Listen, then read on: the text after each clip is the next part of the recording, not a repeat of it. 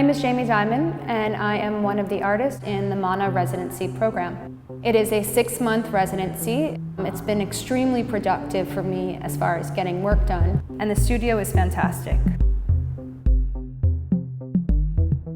My work is grounded in photography. I'm interested in the role of fantasy in contemporary culture and the camera's part in perpetuating personal myths. I'm self-taught as a photographer. Sculpture and performance and installation very much come into my practice, but photography is the main medium that I'm using in my work. In the Constructive Family Portrait series, I invited strangers to hotel rooms to pose as a family for the camera. So I was very interested in this kind of public image of family. I was exploring the loneliness I was feeling at the time, and I was thinking a lot about my own family history, my own memories, and this kind of desire, in a way, for childhood. And I was using Craigslist at the time, and this was 2006, and I started to put out these ads saying something like artist, photographer, looking for father, age 50 to 62, really kind of arbitrary, to play the role of father in a fake family portrait. So it was really vague. I didn't want to give too much information away. And I knew that I did not want to work with actors or models, anyone who had, a pre-existing relationship with a camera. But they knew inevitably how to perform because of their fluency in just the visual rhetoric of family portraiture and how it's very much ingrained in our culture. Life in Fiction represents an autobiographical questioning of memory. The project starred 6 actors cast as members of my family. When I was working on the Constructive Family Portraits, after I exhibited that work in 2008, I knew I wanted to do something with my own history. The piece was set in summer and took place in an empty country club. I spent 3 months auditioning actors to play the parts, dressed them in my family's clothes, bought and styled wigs based on their hair from that time. I then asked each actor to perform based on the brief character analysis I provided. Never at any point did the actors know they were performing as my family.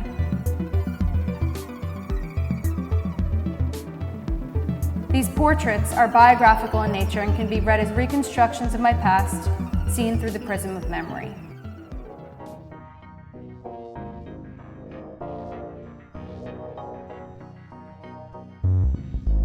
I came across a letter I wrote to myself when I was 7 years old. And the letter was called "I Promise to Be a Good Mother," and it was kind of a rule sheet of how I wanted to perform as a mother.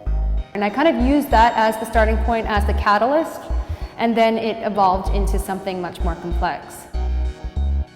In this series, I assume the role of both photographer and subject, and I use a doll as a surrogate for a child. The character that I assume is loosely based off of my relationship with my own mother. So the hairstyle, the makeup, and the clothing were things that I was thinking about, from the 1980s based on my own memories. I don't like to use or recall specific photographs. It's all based on my memories, but it's also on my desires and my fantasies.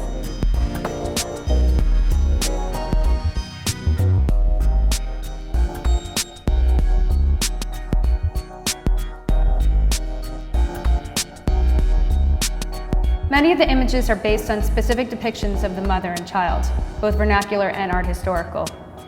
So I was looking very much to Ann Getty's Tina Barney, Laurie Simmons, and Cindy Sherman, so Mary Cassatt. There's a lot of different people that I'm referencing in the work. It's just kind of the language that I was thinking about stylistically.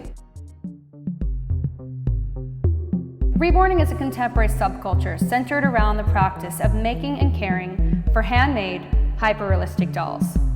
The term reborner refers to the makers, who sell their work to collectors, who in turn adopt the dolls, construct nurseries in their homes, and interact with fellow collectors at conventions, birthday parties, and baby showers. Central to the practice throughout is the element of role play, the practitioner's desire to assume the traditional ideal of altruistic mother. And while the degree of commitment varies, the dolls serve as the totems of their shared behavior. I'm fascinated by this fiction and the community that exists to support it. And to better understand the women who engage in this behavior, I became a professional reborner. Over a 2-year period, I traveled across the country, learning the art of reborning from the movement's leading practitioners.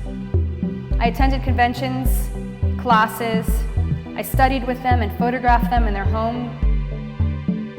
And in 9 months of reboarding, I reborned my own dolls. I constructed a working nursery in my studio called the Bitten Apple Nursery.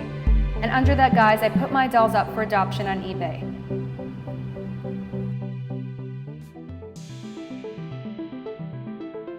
For 9 months, I committed myself to reboarding.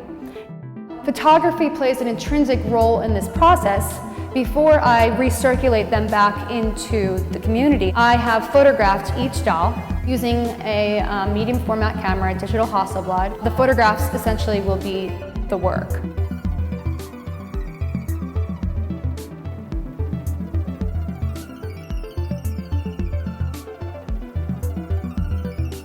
In the Amy project, which is kind of the second part of the series, I selected 8 specific artists who I think were extremely talented to all reborn the same doll, the same sculpt.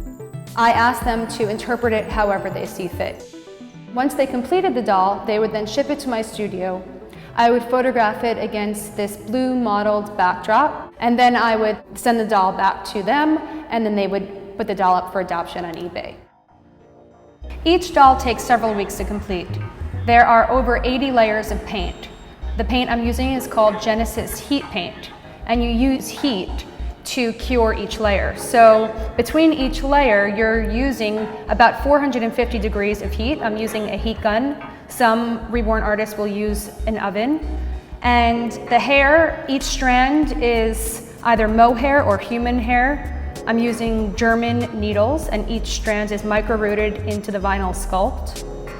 And the eyes are glass eyes. They're hand-blown glass, and I sourced them from a factory in Canada. So it's an extremely detail-oriented process.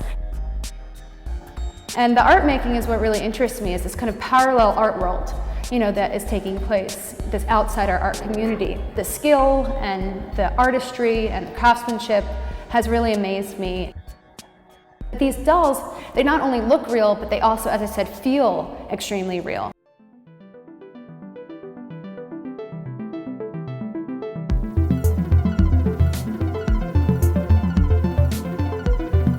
My interest is not so much to do with the dolls themselves as it is to do with the artifice and the uncanny, as well as the contemporary practice of art making, outsourcing, outside our art communities, and the relationship between photography, sculpture, and painting. Working with the reborn community has allowed me to explore the gray area between reality and artifice, where relationships are constructed with inanimate objects, between human and doll, artist and artwork, uncanny and real. I've been engaged with this community now for 3 years. And while working and learning from these women, I've become fascinated by the fiction and performance at the core of their practice, and the art making that supports the fantasy.